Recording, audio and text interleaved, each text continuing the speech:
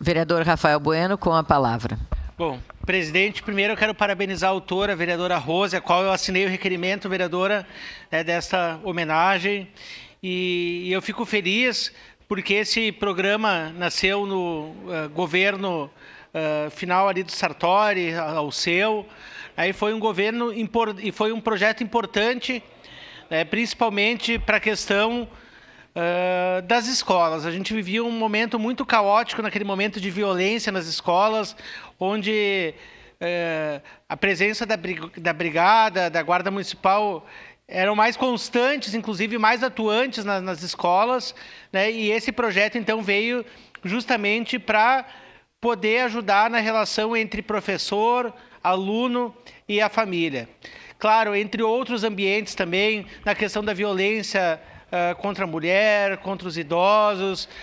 Uma rede, né, foi criada através da justiça, né, restaurativa. Então, eu quero lhe parabenizar nesses 10 anos, né, que será homenageado ali acho que em agosto, né, no próximo mês, essa homenagem, estarei presente, e que a gente possa ressuscitar, porque morreu. Né, esse projeto morreu, a gente não viu mais nos ambientes. Inclusive, até que na Câmara de Vereadores tinha servidores que nem se olhavam na cara, tiveram que fazer uma justiça restaurativa aqui, fizeram um círculo de paz e voltaram a se falar. Né, foi até que na Câmara a Justiça Restaurativa fez um bem aqui para nós. Então, que possamos fazer isso também, né, aqui em Caxias do Sul, a Justiça Restaurativa, que ganhou prêmios internacionais devido a um projeto pioneiro, na época, o Leoberto Branquero, um juiz aqui de Caxias do Sul, e que depois tornou referência a nível nacional. Para concluir, presidente, eu quero parabenizar a corte aqui da Festa de Fazenda Souza, que esteve aqui presente conosco, e desejar boa festa para todos vocês, para os agricultores. Né? É um exemplo realmente essa festa.